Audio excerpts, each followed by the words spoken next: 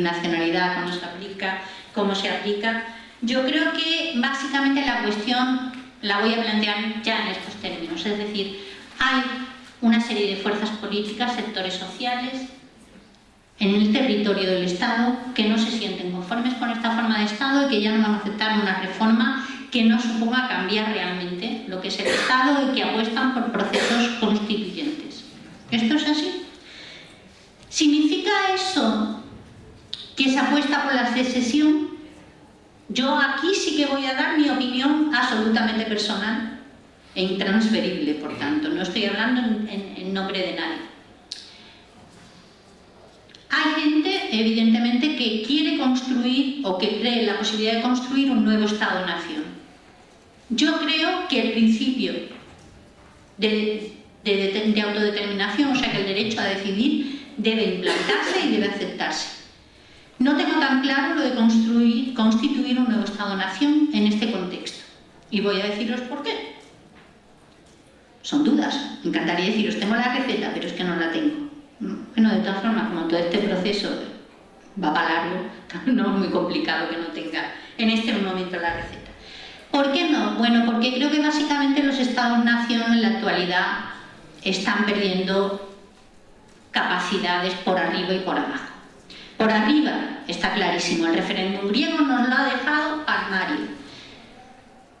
La gente dice que no sirvió para nada. Yo creo que tuvo un impacto simbólico de primer orden. Demostró cómo un pueblo puede decir que no quiere una política y se la traga. Así de claro, o sea, soberanía no. Cuando se está integrado en una realidad supranacional, no hay soberanía. Da igual lo que diga el pueblo, hay que hacer lo que las instituciones dicen o salirte con las consecuencias que eso conlleva. Y la gente no se sale así de un día para otro, es decir, la gente tiene que entrar en un proceso de valorar muy tranquilamente ventajas e inconvenientes de la cosa. Esto se ha visto en Cataluña clarísimamente. El sí no ha salido de manera mayoritaria porque la gente dice, oye, esto hay que tomarlo con calma, ¿no? Y en ese sentido, pienso que además por abajo del Estado hay una realidad interesante que debe ser reformulada. Y me refiero a que yo creo que en este momento actual la fuerza de la ciudadanía no radica en el Estado. La ciudadanía es un papel mojado, no nos garantiza los derechos, la prueba lo estamos sufriendo continuamente. El Estado garantiza el derecho al trabajo y el derecho a la vivienda, cada vez se me hace desahucio, la tasa de paro es una barbaridad y en Andalucía el 10% más, lo cual redunda en esta tesis de colonialismo interno de manera clarísima.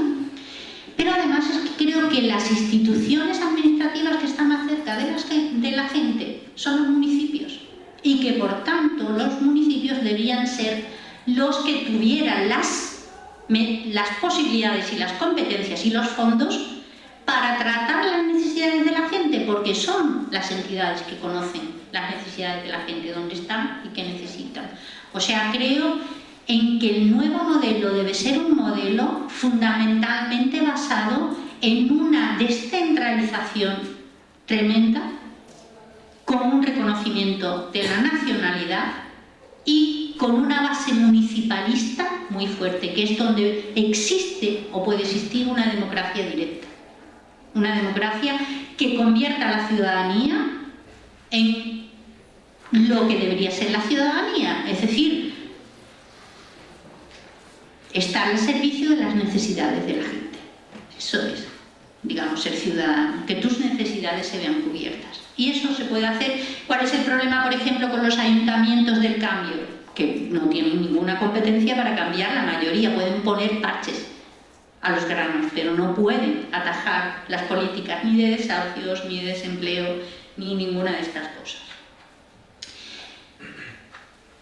Es decir, una forma de salir de esta situación y revertir el estado de cosas existentes, cambiar el modelo, y para eso es necesaria la constitución o la apertura de procesos constituyentes que reconozcan los diferentes sujetos políticos nacionales, no solo el catalán, el vasco, el gallego, el andaluz y todos aquellos territorios que quieran definirse como pueblos. Otros difícil lo van a tener, Murcia, Madrid, pueden tener ahí más publicación, pero bueno, ya verían ellos cuál es su encaje en este tema.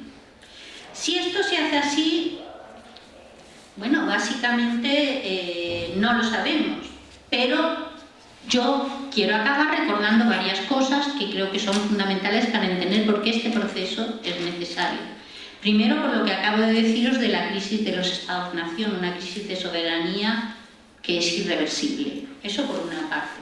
Básicamente nos gobiernan los mercados y a veces yo llego a pensarme si no es mejor que me pongan un gerente del Fondo Monetario Internacional que me diga qué políticas hay que hacer y ahorrarme toda la pasta que supone este rollo de representación política que realmente no. Lo que pasa es que digo que eso ya sería darse por vencido y entonces digo no, vamos a intentarlo como sea.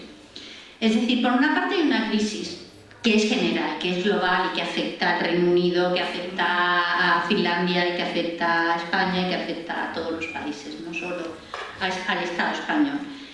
Luego hay otra cosa que creo que también hay que tener en cuenta y es que el régimen del 78 en esta coyuntura está muerto. Ya que ha dicho Pérez Royo que la Constitución hay que volarla, le puedo yo decir que el régimen este está muerto. ¿Por qué? Porque la Constitución española del 78 fue la salida de un régimen dictatorial que era un requisito indispensable para los intereses del gran capital español que necesitaba de la integración en el ámbito europeo para crecer a nivel económico y a nivel militar y su conversión, por tanto, en una democracia liberal. Es decir, eso es lo que necesitaba y esto dio lugar a un pacto de las fuerzas reformistas del régimen de Franco con los partidos políticos. Esto algunos autores los llamamos la segunda restauración borbónica, a este modelo de régimen. Se pretendió, por tanto, como dije antes, crear un bipartidismo y para conseguir la legitimidad social necesaria y la estabilidad social necesaria, se creó un pacto entre los representantes del capital y del trabajo, los que conocemos como pactos de la Moncloa, que garantizaban que realmente no iba a haber, digamos, propuestas revolucionarias de cambio. Este pacto social está roto. Los sindicatos y el Estado no pueden regular los mercados de trabajo porque los mercados de trabajo están desregulados por las instituciones financieras. Y está roto y no es recuperable. Porque no podemos volver al modelo keynesiano aunque quisiéramos. Estamos integrados en un modelo económico donde las instituciones financieras son las que tienen el control. ¿Cuál es la respuesta desde abajo? ¿De dónde sale esta idea de los procesos constituyentes? De los movimientos sociales de la calle, del 15M, donde se debatía realmente una respuesta alternativa. Y se tenía claro que había que cambiar el modelo existente. Y se hablaba de que lo llaman democracia y no lo es, o no nos representa. Es decir, la idea de la crisis del Estado-nación está más que asumida por los movimientos sociales y políticos. Bien, nosotros además, como Estado, tenemos pendiente el tema de las naciones, que no fue resuelto en el régimen del 78. Se dieron amplias parcelas autonómicas, pero que han estado sujetas a avances y retrocesos según el partido estuviera en el poder, tuviera mayoría y necesitara los nacionalistas o no para depender de las cosas. Es decir, no había un modelo en ese sentido claro. Y desde luego ya una reforma no es posible ni contenta a nadie. Con esto, ¿qué quiero decir? No creo que sea demasiado posible establecer un proceso constituyente, pero si no se hace, solo hay una respuesta posible y es quitar el Senado de una vez, porque como Cámara no sirve para nada. Su artículo 155 es súper peligroso para la democracia y, por tanto, mi propuesta es dejar exclusivamente, si seguimos en este estado de cosas, al Congreso como única Cámara parlamentaria. Y esto es todo. Ahora podemos debatir sobre estas cuestiones, lo que os parezca. Muchas gracias.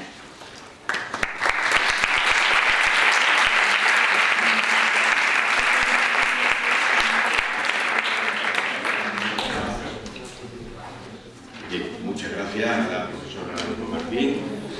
Bueno, yo creo que hay carga para entrar al debate, que es el objetivo, ¿verdad? Y para contrastar opiniones y posiciones.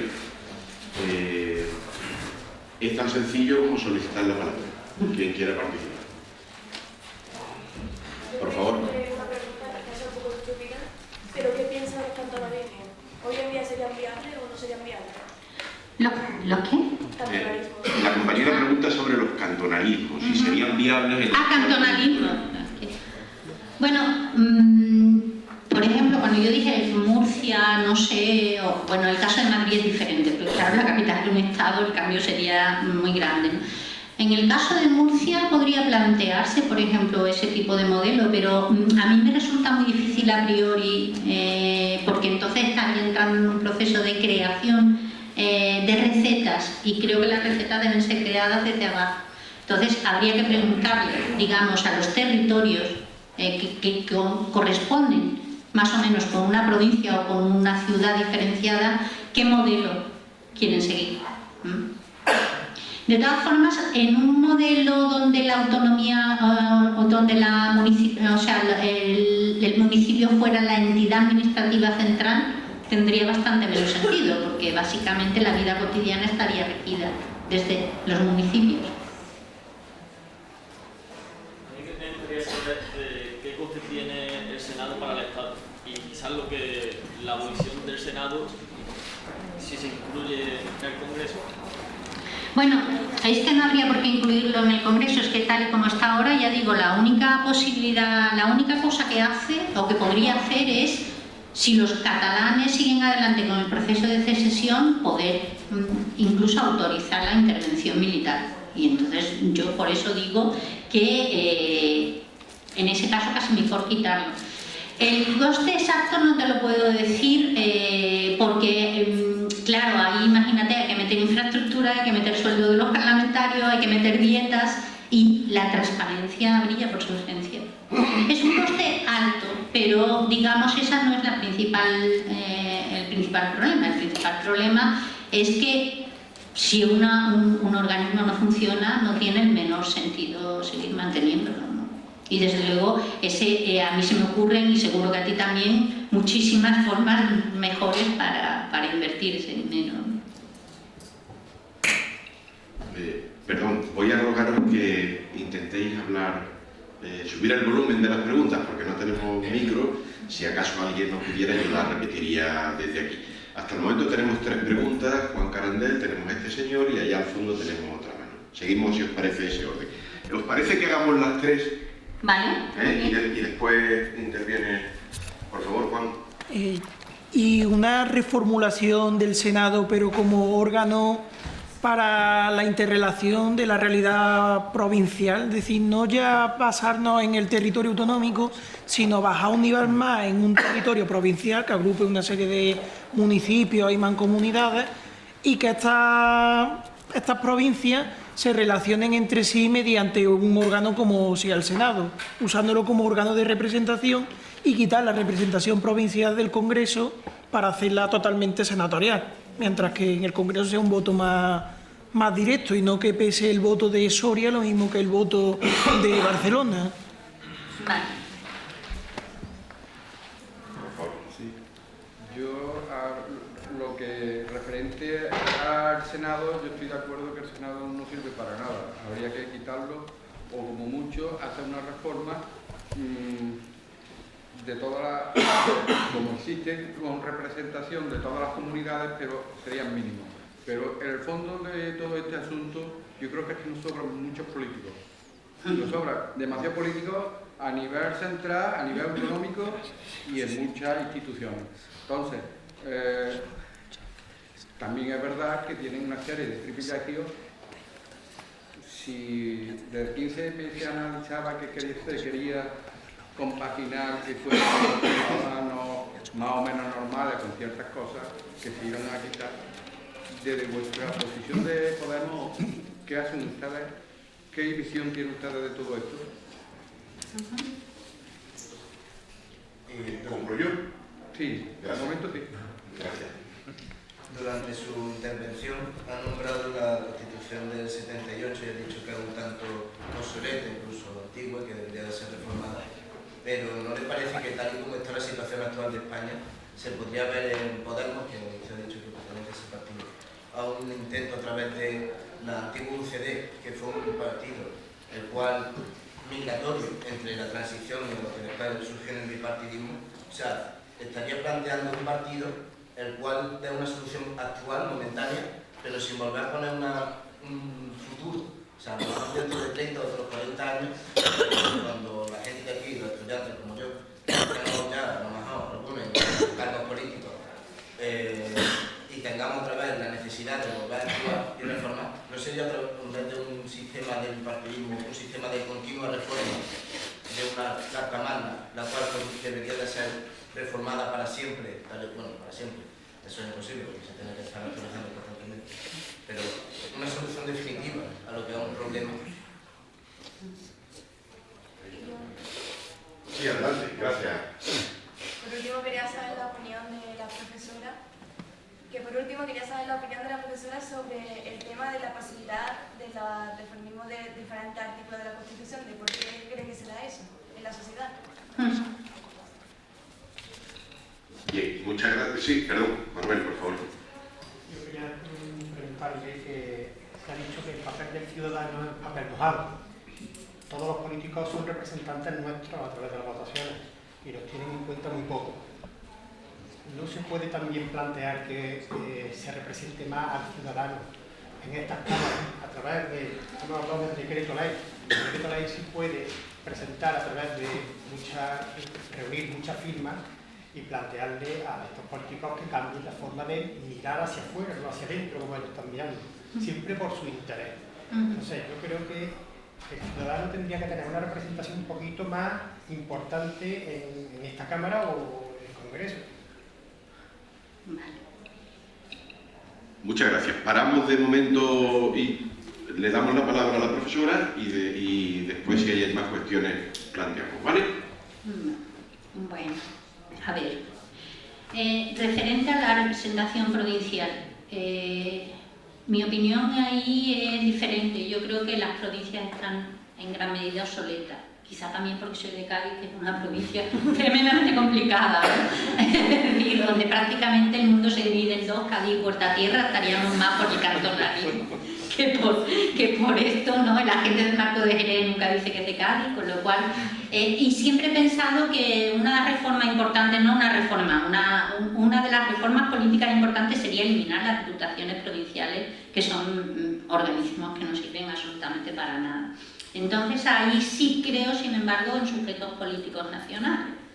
Por tanto, creo que el tema provincial a mí me suena, por ejemplo, siempre a los intentos de determinado españolismo consciente o no, de dividir Andalucía entre oriental y occidental y este tipo de cosas que tiene que ver con regionalismos dentro de los nacionalismos. Existe, por ejemplo, incluso en el caso catalán, el tema que siempre sale, es del Valle de Arán. Oye, si vosotros sois independientes, ¿el Valle de Arán podría ser independiente dentro de que hay una Cataluña independiente?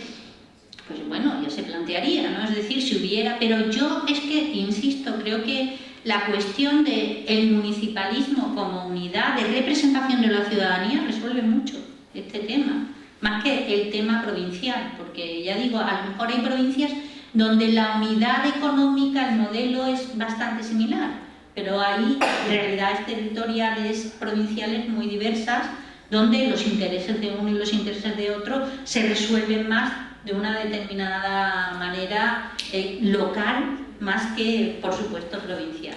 Entonces, yo diría que apostaría porque realmente la representación directa sea a través de la participación en la política del municipio, es decir, ninguna política municipal podrían hacerla los representantes sin consultar a la población. Lo que no significa hacer un referéndum cada día, ¿no? Cuando se elaboran los presupuestos, directamente ahí están representados los intereses de la ciudadanía. Y en ese sentido, cuanto más fuerte sea la administración central, menos necesitamos las otras.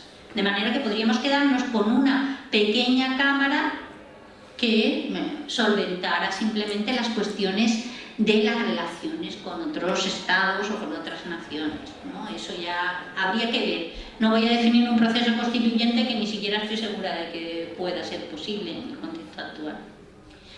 ¿Que sobran políticos? Yo diría que lo que sobran son privilegios de los políticos. Es decir, Por supuesto, el tema de la representación es importante. Bueno, ya lo he dicho, el Senado duplica el Congreso, con lo cual prácticamente no sirve, habría que quitarlo si seguimos en este modelo. Las diputaciones acabo de decir que tampoco, pero por ejemplo hay una cosa que yo no sabía y que me ha dejado helada, que me comentaron el otro día. Por lo visto, la persona que ha participado en política, aunque sea en una sola legislatura, consolida el sueldo. Eso quiere decir que si eres maestro y vuelves al aula, no cobras como maestro. No. Y la antigüedad, aunque no vale, pues eso son cosas que... Por eso, eso es inaceptable y en principio, por lo que yo sé de Podemos, de hecho yo soy independiente, hay una rebaja salarial importante, no se puede prescindir del sueldo porque no te lo permiten los otros, pero esa parte del sueldo va destinada a proyectos sociales y digamos, las iniciativas que ha habido en el Parlamento andaluz, donde sí hay un grupo político, han consistido en devolver las dietas, que por ejemplo, que en agosto se cobren dietas con un Parlamento cerrado, es que no tienen ninguna lógica. Son principios de transparencia, digamos, y que el coste sea el mínimo para el ciudadano, pero que permita evidentemente a la gente desarrollar su labor, pero digamos que hay un tope que es 3 veces el salario mínimo interprofesional. Sí, pero yo me quería referir a nivel de todo lo que se plantea ICM, como que si más o menos son conscientes podemos ir cambiando. Ya lo sé que lo de los sueldos ya lo han empezado ustedes, pero ir cambiando la mentalidad y bueno. Sí, bueno, en principio yo creo que esa es una estrategia, pero quizás mejor esta tarde van a estar aquí los dirigentes de la organización, si quiere puede preguntarle a ellos cuáles, porque yo ya digo, me he incorporado como independiente, entonces no estoy muy al tanto. Yo pertenezco más a movimientos sociales por derechos civiles que otra cosa. El tema de la continua reforma, yo creo que básicamente es que es fundamental en la medida en que los cambios sociales son cada vez más acelerados, que la política se ajuste a esos cambios. Entonces, no podemos establecer un marco constitucional que pueda valer para situaciones que no podemos prever. Nadie preveía en cuanto a los pactos de Toledo que alguna vez se iba a acabar ese modelo de regulación nacional del mercado de trabajo con un pacto social entre empresarios y sindicatos. Nadie podía prever que la deslocalización podía llegar al extremo de que una empresa polaca licite con precios de Polonia contraviniendo a la legislación nacional sueca y quedarse trabajando en Suecia con las leyes de Polonia, pero ha pasado. Entonces tenemos que estar continuamente adaptando a esos cambios. Un mecanismo por el cual, digamos, estas reformas fueran sujetas cuando fueran de calado a consulta, sí creo que es fundamental. Creo que el referéndum no debe ser acusado, pero sí que hay muchas cuestiones que es necesario someter al referéndum y cambiar. Sobre la pasividad de la sociedad, ¿cuál era exactamente la pregunta? Que no me quedó exactamente clara. La pasividad de la sociedad mediante el cambio de la Constitución en un artículo concreto. La gente no se cree ya absolutamente nada, y yo lo entiendo, es decir, la gente no es que sea pasiva, es que está desencantada. Y está desencantada porque realmente la sensación de vivir en un paripé es absoluta. Si yo decía, es decir, yo empecé a tener ciertas ilusiones a partir del 15M, pero yo directamente ya mi única cosa era que me levanto por la mañana y en vez de poner cadena SER pongo radio clásica porque es que me quiero morir, ¿no? O sea, directamente. Y yo no me veía perjudicada por eso en mi día a día. Bueno, sí, porque yo le daba clase a alumnos cada día y yo decía, ¿y esta gente qué va a ser de ellos? Yo estoy aquí haciendo esto ¿para qué?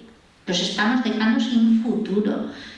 Entonces digamos que es normal que la gente esté así, pero precisamente debería de ser todo lo contrario. Es decir, pero para eso a la gente se le está diciendo constantemente desde el poder, y el poder es el fuerte, no podéis cambiar nada.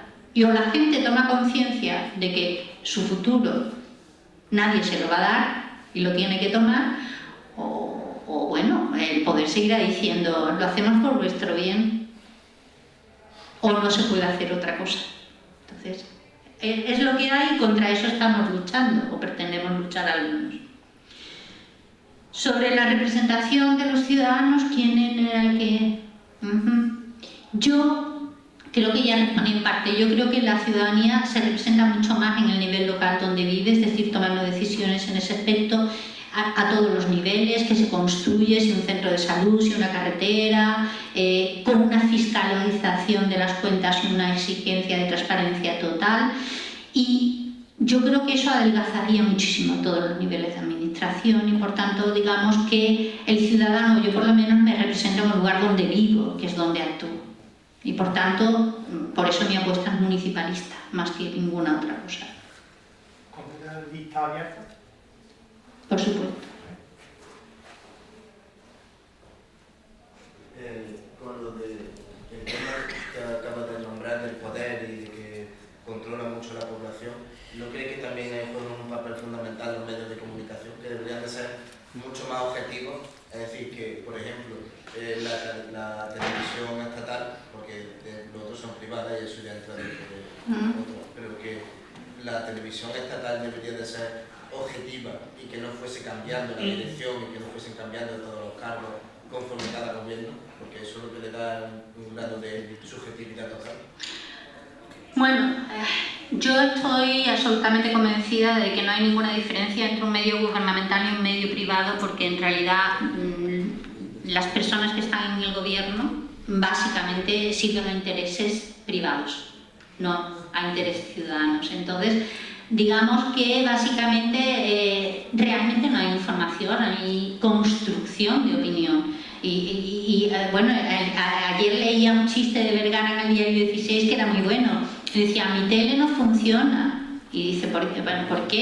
Le dice la voz del teléfono. Dice, porque hace 23 minutos que está puesta y no hay nadie en ningún lugar, en ninguna cadena diciendo lo bueno que es Albert Rivera. Es decir, básicamente, digamos, el poder tiene la posibilidad de construir mensajes y de venderlos, ¿no? Y además con una enorme fuerza. Yo, por ejemplo, trabajo temas migratorios y puedo demostrar perfectamente porque la inmigración, pero con datos totales e incontrovertibles, porque la inmigración no es ningún problema en este país. Bueno, y de hecho lo demuestro, creo que soy una persona didáctica hablando, que se me entiende bien, la gente lo entiende. Al cabo de 2